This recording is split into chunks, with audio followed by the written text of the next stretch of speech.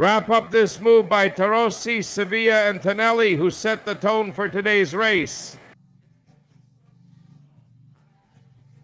Look at how organized the Astana team is on the right side, counting, checking to see who is moving up to the front of the pack. They're doing very well with a lot of people.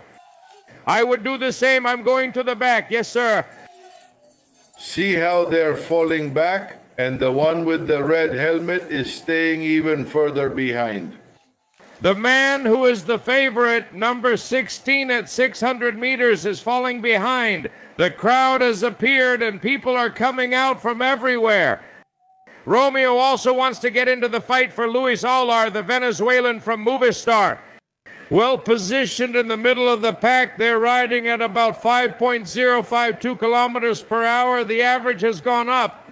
The chase hasn't happened yet. The three riders up front are still holding on. We're arriving in Sofia, the capital of Bulgaria. If the wife of Marco de la Roda is named Sofia, Mrs. Sofia, a very special greeting to her. If she's listening to us, the same goes for William Better and Abril Xavier. On the left side, let's see, Silva, the Uruguayan, is coming up strong. We've already seen the Movistar riders at the front. The chase isn't happening yet, but will the men on the breakaway give up? Still holding on at the front. With just 19 seconds, the peloton is coming for them. There's a warrant out for them. There's nothing they can do. The average has increased. The wattage is higher. We're close to 500 watts here at the front of the peloton, and this will progressively raise the adrenaline. The aircraft is reporting to the control tower to look for the landing strip. I'm telling you, the avenue is spectacular, not too much. That aspect of 1, 2, 3, 4 lanes, you have it there just for the cyclists. In this area, none have left, none are leaving. They still have all three.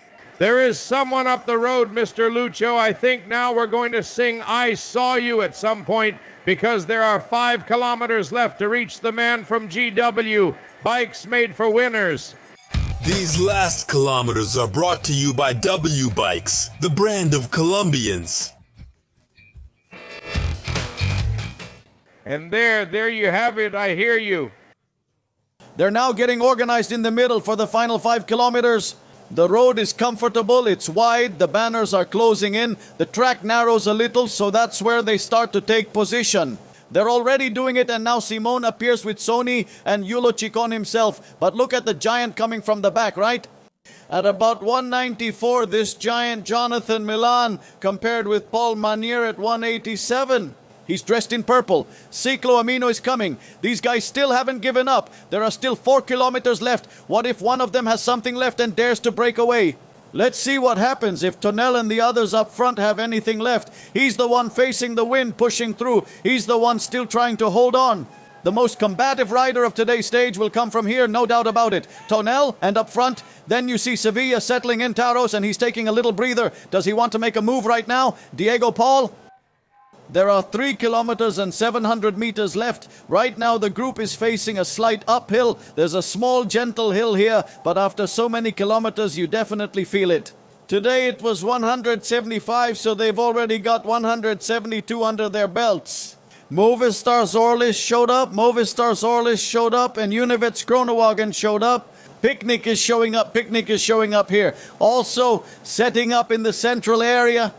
Van Riel's team, the one bringing Casper Van Uden. Watch out for that one, not Casper Van Uden, my dear Ruben. The pack moves like a crushing giant to close the gap that the 3 riders in the lead still have. We're entering the 3-kilometer safety zone where the climbers can drift to the back. Egan, Bernal were falling back unless, let's see. He's faster than Milan in this. Based on what we've seen, I think Flores could be the one to repeat what Luis did tomorrow. Also showing up here is Bernal. He's the one with the jersey. This one, not from NCN. Don't you have that one referenced there? Is Lucho going to join the fight too? Or Les Sauler? Here come the Geeko jerseys. It's split in 2, some going to the right and others to the left. The group is split like a hot knife through butter. There are 2.4 kilometers left. They still haven't entered the final challenge. In the last kilometer of today, the effort is greater. It goes over 500 watts. Right now, they're giving it their all. The Chilean shows up over there. And in the background, you can also see a jersey. The three of them are holding on. What determination. The three riders aren't letting themselves get caught. But this has been expected for a while now. The flags are waving on the right side and on the left side. We're already in Sofia. Let's see who believes in this breakaway. Still nothing. The number of spectators who showed up at the stadium. Izquierdo. It's the Giro d'Italia saying goodbye to Bulgaria. Thanks to Sofia, the Bulgarian capital. And the pace is picking up. That's where they finally arrived. They were really pushing and they made it. And now if there are those who are there, if it opens, the door of fear opens.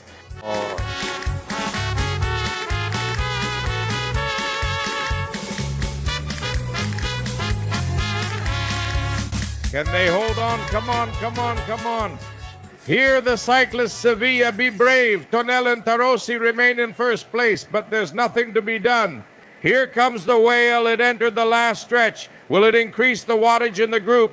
Will some beast come? The Predators in the lead of the race. And watch out. The breakaway ended here, and I saw you. The ones who got caught, not slackers. I hear you. The finish. Come on, fight. Watch out, Andresen has arrived. Univeda is making a move. They're launching Dilangro from Guayan. The giant is coming. He's coming. Andresen as well. The race is heating up. Be careful. Univeda is making a move. They're bringing in someone from Guayan. At this moment, the finish is going to be insane on the inside. Joratin. Milan enters the final curve. He's right behind Paul Magnier. Milan and Paul Magnier. Milan, Paul Magnier. Milan, Joratin, Paul Magnier, Milan. This is going to a photo finish, but Paul Magnier raises his hand. I think he's the winner, but the photo finish will decide. However, I can make out Paul Magnier right on the finish line. Spectacular imperial duel, a royal duel, wonderful, amazing Paul Magnier. Joratin, Milan, ladies and gentlemen, the bike throw from Paul Magnier to win the stage, my dear Ruben. The second one? For Joratin, and the third is for none other than Dylan Groenewagen. What a finish. What a pair of sprinters. How they throw the bike comfortably. They send their bodies, arrieras, outward, off the saddle. Spectacular choreography, the perfect symmetry of the ideal sprinter. And Paul Magnier wins. He can't contain his happiness with the Ciclavino jersey.